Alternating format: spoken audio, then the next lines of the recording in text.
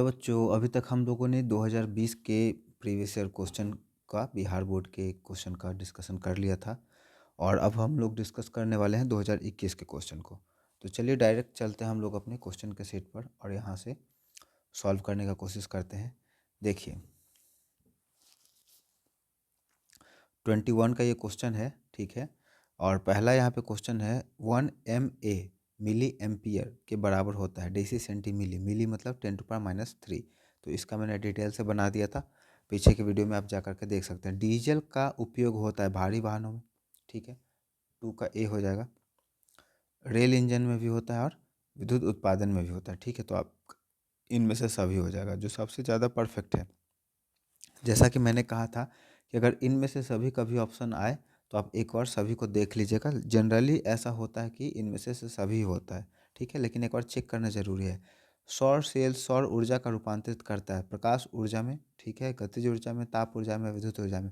सौर cell solar energy को convert करता है विद्युत ऊर्जा में। तो थर्ड का हम लोग का हो जाएगा आंसर डी। 4 में चलते हैं। सोना का परमाणु संख्या, सोना का परमाणु संख्या आपका हो जाएगा 4 का सी 79, ठीक है। पीरियोडिक टेबल आपको थोड़ा सा याद रखना पड़ेगा और इसका कोई उपाय नहीं है। निम्नलिखित में से कौन सा ऑक्सीकरण, किसका ऑक्सीडेशन हो रहा है कि क्रिया नहीं है, सॉरी नहीं पूछ रहा है, तो नहीं वाले को आप ध्यान रखेंगे। जब भी नहीं पूछ दे तो जहाँ ऑक्सीडेशन नहीं हो रहा है वहाँ पे आपको आंसर मारना है। दहन कहाँ होता है? जब ऑक्सीजन किसी चीज़ के साथ रिएक्ट करता है तो आग लगता है, तो ये आपका गलत हो जाएगा।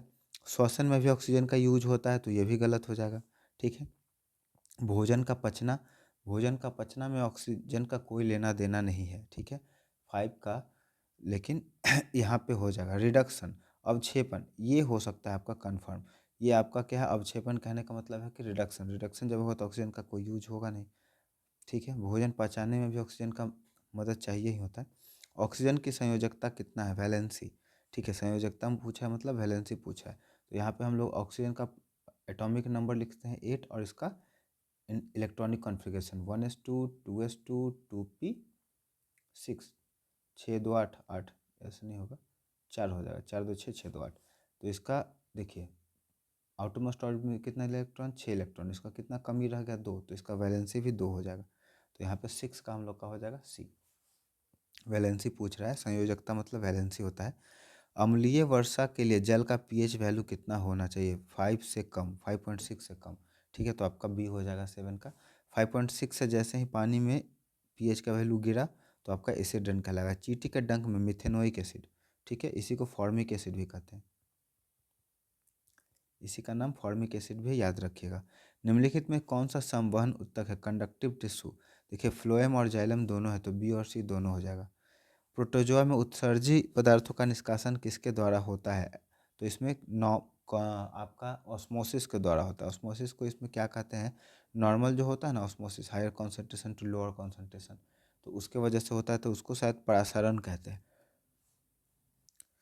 नेक्स्ट हम लोग क्वेश्चन है, मनुष्य के शरीर की सबसे बड़ी ग्रंथि कौन है? सबसे बड़ी, लार्ज तो ये लीवर हो जाएगा।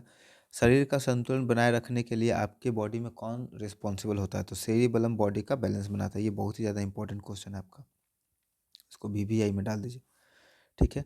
किशोरावस्था में होने वाले शारीरिक परिवर्तन का कारण है टेस्टोस्टेरोन, ठीक है, और एस्ट्रोजन। मेल और फीमेल दोनों का बात होगा ना, किशोरावस्था जब आएगा तो मेल और फीमेल दोनों में आएगा, तो ए और बी, इसका आंसर हो जाएगा डी, करेक्ट, ठीक है। आपको हड़बड़ाना नहीं है, ऑप्शन को पूरा पढ़ना है, उसके बाद आंसर को टिक करना है, ठीक है। ओएमआर फिल करने के लिए भी मैं आपको बताऊंगा कि आप ओएमआर कैसे फिल करेंगे। मानव हृदय में कितने कोष्ठ होते हैं? तो 4 होते हैं, ये रिपीटेड क्वेश्चन है। रक्त क्या है? रक्त एक संयोजी ऊतक है, ठीक है, तो रक्त एक ऊतक है, 15 का ए हो जाएगा आपका, ठीक है। उसके बाद जीन शब्द किसने प्रस्तुत किया था? देखिए बहुत ही ज़्यादा ये इंपॉर्टेंट क्वेश्चन है। बच्चे क्या करते करेंगे गलती? मेंडल मार देंगे, लेकिन मेंडल नहीं होगा। मेंडल जीन का कॉन्सेप्ट नहीं लाए थे, ठीक है। मेंडल जेनेटिक्स मतलब इनहेरिटेंस का कॉन्सेप्ट लाए थे, ठीक है। जीन शब्द देने वाले साइंटिस्ट है जोहानसन, ठीक है। आपको इस बात का ध्यान रखना है, मेंडल नहीं मारना है इसमें। ये बहुत ही ज़्यादा इंपॉर्टेंट क्वेश्चन आपका है। विद्युत चुंबक बनाने के लिए किस पदार्थ के क्षार का उपयोग होता है? नरम लोहा हो जाएगा इसमें, आपका 17 का सी हो जाएगा, नरम लोहा का यूज होता है। जब किसी चालक तार में विद्युत धारा प्रवाहित होता है तो गतिशील कण क्या होता है? तो जो गति करता है वो इलेक्ट्रॉन होता है आपका। है ना। कोई भी सब्सटेंस है जिसमें से करंट पास करता है उसके लिए कौन रिस्पॉन्सिबल होता है, इलेक्ट्रॉन आपका रिस्पॉन्सिबल होता है। ओम का नियम क्या कहता है, ओम्स नियम मैंने बहुत बार बताया, फिर से यहाँ पे बता देता हूँ ओम्स नियम। ओम्स लॉ क्या कहता है, V is equal to I R. अब इसी को आप बदल बदल के जैसे भी लिख दें, I इजिकल टू V बटा में R और R इजिकल टू V बटा में I। अब इन तीनों में से देखिए जो आपको दिख रहा है वही आपका हो जाएगा, V is equal to I R यहाँ पे दिख रहा है, यही आंसर आपका हो जाएगा।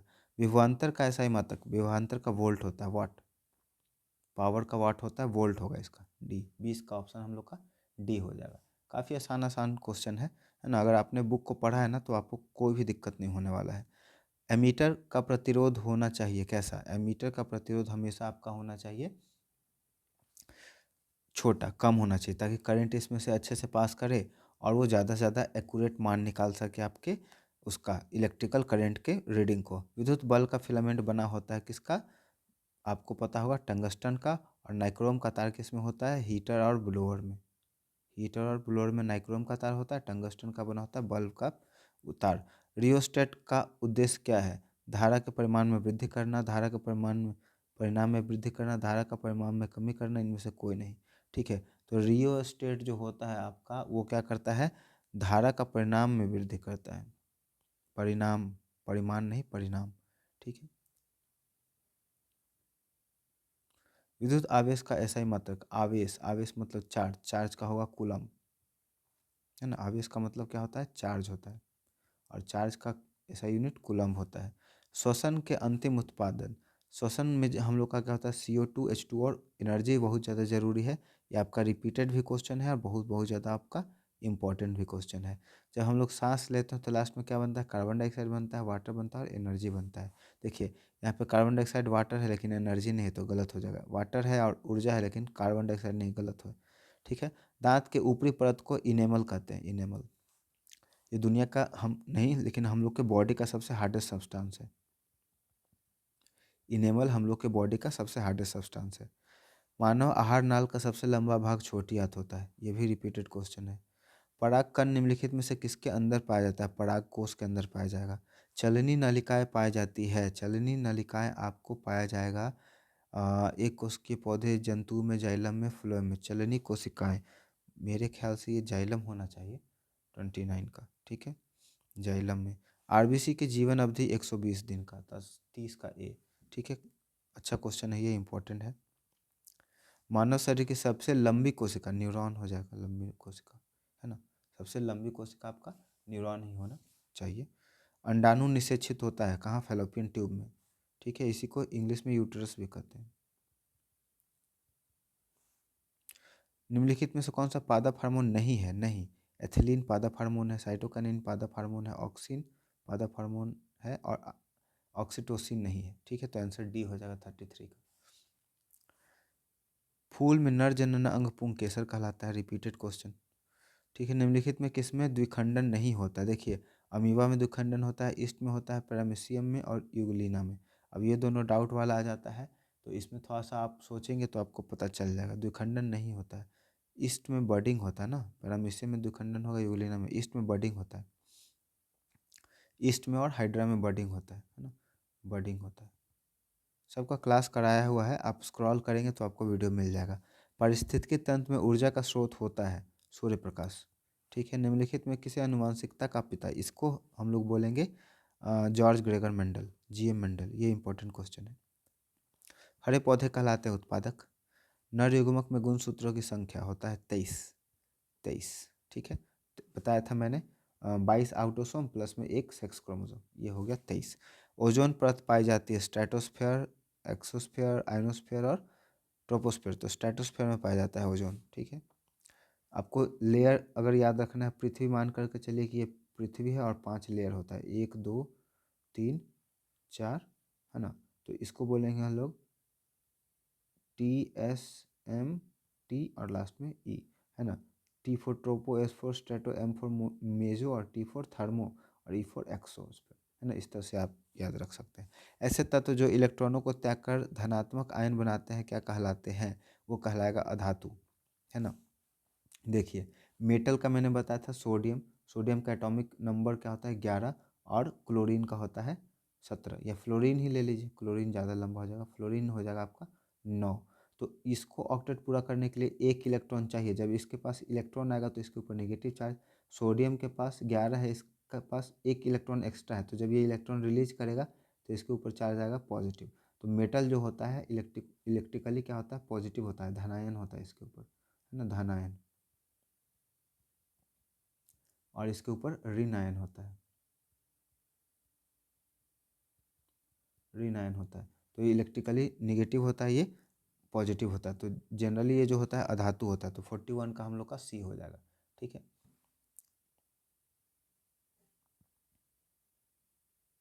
लोहा पर जिंक लेपित करने की क्रिया को क्या कहते हैं, गैल्वेनाइजेशन। बहुत आसान क्वेश्चन और अच्छा क्वेश्चन है ये। निम्नलिखित में कौन सा संयोजी सह सह सहसंयोजी यौगिक है, कोवैलेंट बॉन्ड कौन बना रहा है? हम लोग का हो जाएगा CH4। देखिए CH4 में पूरा का पूरा सिंगल बॉन्डेड है, CH तो ये हम लोग का आंसर हो जाएगा। ठीक है, उसके बाद आभूषण बनाने वाले सोना होते हैं 22 कैरेट के, प्योर गोल्ड होता है 24 कैरेट का, लेकिन उसको ज्वेलरी बनाने के लिए 22 कैरेट और 18 कैरेट में डाला जाता है, 20 कैरेट का भी बनता है ना, 3। तो जो मेन ज्वेलरी प्योर बनता है वो 22 कैरेट से बनता है। निम्नलिखित में कौन सा उत्कृष्ट तत्व है, उत्कृष्ट तत्व, इसमें थोड़ा सा मुझे कन्फ्यूजन है, आप देख लें क्या होगा। ठीक है, प्लास्टर ऑफ पेरिस का रासायनिक सूत्र, ये रिपीटेड क्वेश्चन है, 3 बार रिपीट हो चुका है। प्लास्टर ऑफ पेरिस 2H2O है ना, 2H2O, CSO4 2H2O, ये हो गया हम लोग का जिप्सम। जिप्सम में जब वाटर ऐड करते हैं हम लोग H2O, तो वो बनाता है क्या, प्लास्टर ऑफ पेरिस। अम्ल क्षार आपस में अभिक्रिया करके क्या बनाते हैं, लवण बनाते हैं, है ना, इसको न्यूट्रलाइजेशन, और ये रिएक्शन क्या कहलाता है, न्यूट्रलाइजेशन रिएक्शन। रिएक्शन क्या कहलाता है, न्यूट्रलाइजेशन रिएक्शन। लवण और क्या बनाता है, H2O बनाता है, पानी। और देखिए एग्जाम्पल में बताता हूँ, NaOH प्लस HCl, है ना, ये बेस हो गया, ये एसिड हो गया, रिएक्शन किया तो बनाया NaCl, ये साधारण नमक हो गया, प्लस में H2O। ठीक है, तो ये पूरा का पूरा रिएक्शन होता है। जब कोई एसिड और बेस रिएक्ट करता है, अम्ल और क्षार अभिक्रिया करता है, तो क्या बनाता है, नमक बनाता है और पानी बनाता है। बुझा हुआ चूना CaO, है ना, 49 का आपका हो जाएगा B, CO, कैल्शियम ऑक्साइड को बुझा हुआ चूना कहते हैं। निम्नलिखित में कौन भस्म नहीं है, ये इंपॉर्टेंट क्वेश्चन है। भस्म, भस्म मुझे पता नहीं इसको इंग्लिश में क्या कहते हैं। ठीक है, तो इसका आंसर आपको खुद से ढूंढना पड़ेगा, ये आपका होमवर्क हो गया। देखिए बहुत सारे क्वेश्चन है जिसमें हिंदी में थोड़ा सा प्रॉब्लम है, अगर ये इंग्लिश में रहता ना तो मुझे कोई दिक्कत नहीं होता। ठीक है, इस बात को आप समझे। जस्ता का अयस्क है जिंक, जिंक, जस्ता को हम लोग इंग्लिश में क्या कहते हैं, जिंक। तो जिंक का जिंक ब्लेड यहाँ पे लग रहा है, हम लोग को लगता है कि 51 का बी ही होगा, है ना। जस्ता को इंग्लिश में जिंक कहते हैं, जिंक ब्लेंड इसका अपर रूप, सॉरी, और है। सिलिकॉन एक है, सिलिकॉन क्या है, एक उपधातु है, मिश्र धातु है, धातु है, धातु। देखिए धातु अधातु तो नहीं होगा, ये उपधातु होता है, मिश्र धातु भी नहीं होगा। सिलिकॉन क्या है, सेमी मेटल होता है ना। तो 52 का हम लोग का हो जाएगा सी आंसर। एल्कोहल में कौन सा तत्व उपस्थित होता है, ऑक्सीजन होता है, हाइड्रोजन होता है ना, एल्कोहल में O होता है ना। 53 का हम लोग का हो जाएगा। देखिए एल्कोहल में का फंक्शनल ग्रुप OH होता है। ठीक है, इसमें थोड़ा सा मुझे लगता है कि ऑक्सीजन होगा, और हाइड्रोजन भी तो होता है, O और H दोनों है। तत्व उपस्थित है, कौन सा तत्व उपस्थित है, alcohol, methyl alcohol, ethyl alcohol, C2H5OH ethyl alcohol, CH3OH ethyl alcohol. जो भी अल्कोहल है उसमें हाइड्रोजन और ऑक्सीजन होता है। तो एसिड में आपका क्या होता है, देखिए आप आंसर तो मेरे ख्याल से यही होना चाहिए, आप एक और इसको देख लीजिएगा। मिथेनोइक अम्ल का सामान्य नाम, formic acid, acetic acid, lactic acid. ठीक है, मिथेनोइक एसिड, फॉर्मिक एसिड, ये जो चींटी काटने पर होता है ना, तो फॉर्मिक एसिड हो जाएगा इसका। स्वपोषी पोषण के लिए आवश्यक है क्लोरोफिल, सूर्य का प्रकाश, कार्बन डाइऑक्साइड, जल, इनमें से सभी। ठीक है, जब भी सभी वाला आए तो थोड़ा सा आप एक और ऑप्शन देख करके, और जो आपको लगे कि हाँ इनमें से अगर सभी हो रहा है तो सभी पे टिक लगा दें। मैग्नीशियम पाया जाता है, ठीक है, मैग्नीशियम किस में पाया जाएगा, क्लोरोफिल में। बहुत ही ज़्यादा इंपॉर्टेंट क्वेश्चन है ये, इसको VVI में डाल लिए। क्लोरोफिल में सबसे ज़्यादा जो अमाउंट में पाया जाता है वो क्या होता है, मैग्नीशियम होता है। तैलीय कागज होता है अल्प पारदर्शी, ठीक है, पारभासी, पारदर्शी, अपारदर्शी, पारभासी। तो इसका ऑप्शन 57 का हो जाएगा C। ठीक है, 57 का C। तैलीय कागज पारभासी हो जाता है। अल्प पारदर्शी भी कहते हैं। लेंस द्वारा उत्पन्न आवर्धन का ऐसा ही मात्रक क्या है? मीटर। मीटर होगा इसका 58 का ए। पावर का मीटर होता है ना, पावर का मीटर होता है। आवर्धन मैग्निफिकेशन का कोई मात्रक नहीं होता है, तो इसका ये हो जाएगा मात्रक विहीन। प्रकाश की चाल विभिन्न माध्यमों में समान होती है, गलत बात है। अलग अलग मीडियम में अलग अलग होती है, भिन्न भिन्न होती है, तो इसका हो जाएगा 59 का बी। ठीक है, अलग अलग मीडियम में लाइट ऑफ स्पीड अलग होता है। वायु में प्रकाश की चाल निर्वात की अपेक्षा होती है समान। देखिए, वायु और निर्वात को समान माना जाता है, तो उसमें समान हो जाएगा। लेंस के मुख्य फोकस की संख्या कितनी होती है? लेंस में मुख्य फोकस 2 होता है और मिरर में फोकस 1 होता है। ठीक है, अब 2 क्यों होता है, वजह मैं बता देता हूँ। देखिए, मिरर जब बनता है, मैंने पिछले क्लास में बताया था, तो इस तरह से शीशे के गोले को काट करके बनता है। ठीक है, शीशे के गोले को काट के बनता है। इसमें एक सेंटर होता है जिसको हम लोग क्या कहते हैं? Centre of curvature. ठीक है, अब मान करके चलिए कि इस तरह से बना है मिरर, इस तरह से बना है, मिटा दिए हम लोग, मिरर बन गया। एक को बाहर से रंग दिए और एक को अंदर से रंग दिए। ठीक है, तो इसमें ये हो गया सेंटर ऑफ कर्वेचर, और इसके आधा का दूरी क्या कहलाता है? फोकस। तो दो ये अलग अलग है ना, ये आपका दो अलग अलग है। इसको मैं अगर ऐसे अलग कर दूं,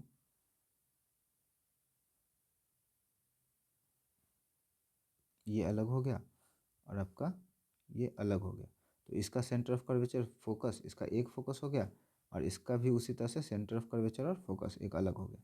लेकिन बात अगर करें लेंस का, तो लेंस बनाने के लिए आपको एक ये तरीका है और एक तरीका ये है। ठीक है, ऐसे। अब इसको मैं जब रब करूँगा तो आपको दिखेगा लेंस बनता हुआ। ठीक है, ये आपका कॉनकेव लेंस हो गया, सॉरी कॉन्वेक्स लेंस हो गया, और ये कॉनकेव लेंस हो गया। ठीक है, इस तरह से, इस तरह से। तो जो ये शीशा का गोल गोला था, यहाँ पर आप जो देखें और यहाँ पर देखें, तो ये सरफेस से यहाँ तक का सेंटर ऑफ कर्वेचर और उसका आधा दूरी फोकस, और इस सरफेस के इसके लिए ये सेंटर ऑफ कर्वेचर और यहाँ पे इसका फोकस। तो इसके पास 2 फोकस हो गया। ठीक है, इसके पास भी 2 फोकस हो गया, यहाँ पे एक एक फोकस हो गया। ठीक है, तो क्वेश्चन यही पूछ रहा है कि लेंस में मुख्य फोकस कितना होता है, तो आंसर आपका 2 हो जाएगा। ठीक है, उसके बाद विद्युत का अच्छा चालक कौन है? लकड़ी नहीं है, प्लास्टिक नहीं है, कार्बन नहीं है, चांदी। सबसे अच्छा चांदी। शुष्क सेल में ऋण इलेक्ट्रोड बना होता है कार्बन का, सब आपका कार्बन का होता है। ठीक है, जो भी रॉड होता है बैटरी में, वो किसका बना होता है? कार्बन का बना होता है। ऋण इलेक्ट्रोड, ऊपर में पॉजिटिव नीचे में नेगेटिव। ठीक है, 1 जूल का मात्रक होता है, 1 जूल किसके बराबर होता है? आपका 1 जूल होता है जो है 0.24 कैलोरी के बराबर होता है। ठीक है, आगे देखते हैं। वनस्पति तेलों में होते हैं। ठीक है, ये इंपॉर्टेंट क्वेश्चन है, ये आपका कार्बन एंड कंपाउंड का क्वेश्चन है। वनस्पति तेल में होता है लघु असंतृप्त हाइड्रोकार्बन श्रृंखलाएं। ब्यूटेन में कितने समावेयी संभव है? कह रहा है ब्यूटेन के कितने समावेयी बन सकते हैं। सबसे पहले बात करेंगे ब्यूटेन का, मेथ ईथ प्रोप ब्यूट। ब्यूट किसको बोलेंगे? ब्यूट बोलेंगे जिसमें कार्बन का नंबर 4 हो। तो 1 कार्बन, 2 कार्बन, 3 कार्बन, 4 कार्बन, ये हो गया नॉर्मल ब्यूटेन, है ना। इसका अगर फॉर्मूला की बात करें, ब्यूटेन कह रहा है ना, तो C4 और H10 हो जाएगा। अब मान लीजिए यहाँ से इसको हटा करके हम लोग क्या कर दिए, यहाँ पर डाल दिए, तो CH3 हो गया। ठीक है, इस तरह से यहाँ से ये हट गया, तो एक तो ये स्ट्रक्चर आपका हो गया। ठीक है, एक स्ट्रक्चर ये हो गया। अब मान लीजिए इसको यहाँ से हटा करके हम लोग, दोनों सेम ही है, अब इसको हम लोग उठा करके यहाँ पे भी ला सकते हैं। ये भी सिंपल ही है, इसको ऐसे लिखिए या सीधा लिखिए, तो इसका मेरे ख्याल से हो जाएगा 66 का 2। ठीक है, 66 का 2। ब्यूटेन में कितने समावेशी, अपर रूप पूछ रहा है, ये समावेशी मतलब अपर रूप होता है। तो देखिए चेन स्ट्रक्चर पूछ रहा है, तो एक तो आपका सिंपल सिंपल ये हो गया,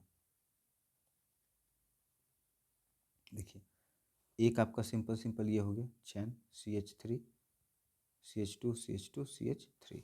ठीक है, इस तरह से। अब इसमें से मैं अगर इसको उठा करके यहाँ से यहाँ कर दूँ, ठीक है, यहाँ कर दूँ, तो ये आपका हो गया क्या, CH3। इस तरह से एक चैन बना, लेकिन ये भी क्या है, हम लोग का सिंपल सिंपल चैन ही, तो यहाँ से काम नहीं चलेगा, इसको उठा करके हम लोग को यहाँ रखना पड़ेगा। ठीक है, और इसको हटाए, यहाँ पे डाले 3 कार्बन कंपाउंड। तो एक चेन यहाँ हो गया पहला, और पहला जो सिंपल वाला बना था तो इससे हम लोग का 2 स्ट्रक्चर बन के निकल के आया। और इसमें कोई पॉसिबिलिटी है अगर तो देख लेते हैं हम लोग, ठीक है। अगर हम लोग मान लीजिए कि इसको उठा करके यहाँ से लाते हैं यहाँ, तो फिर तो वही बात है, चेन सेम बन रहा है। इसमें 2 ही होगा, इसमें आंसर हम लोग का 2 ही होगा, ठीक है।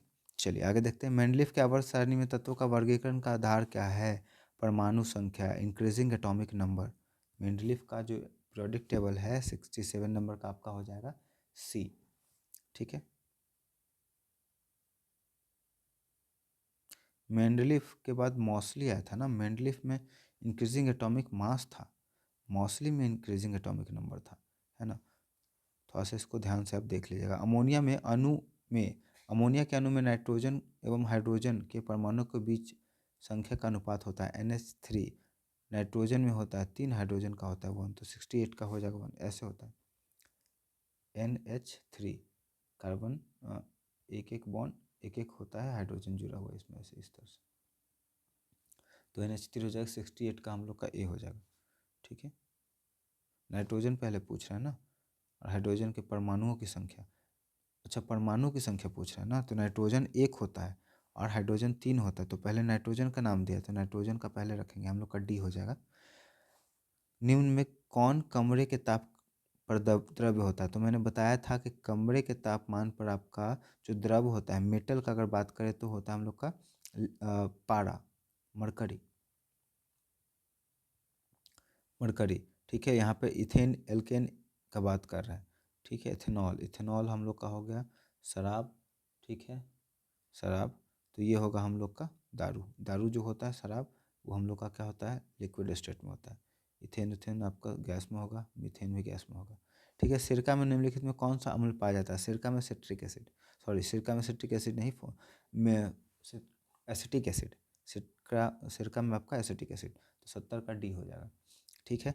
निम्नलिखित कौन कार्बन के अपर रूप है? कार्बन के अपर रूप है ग्रेफाइट, हीरा और फ्लोरीन, इसमें से कोई नहीं। कार्बन के अपर रूप, अपर रूप, अपर रूप, अपर रूप, अपर रूप तो होना चाहिए फ्लोरीन ही होगा, आइसोटोप्स पूछ रहा है। समस्थानिक संभारिक, अपर रूप हीरा ग्रेफाइट, फ्लोरीन दिया, फ्लोरीन पे लेके चलते हैं, लेकिन अपर रूप पूछ रहा है तो होना चाहिए हीरा और ग्रेफाइट। इनमें से सभी अगर देता तो काम चल जाता, कोई नहीं दे रखा है तो आपको फ्लोरीन से लेकर के चलना है, ठीक है। 71 का सी आप लेकर चलेंगे, ठीक है।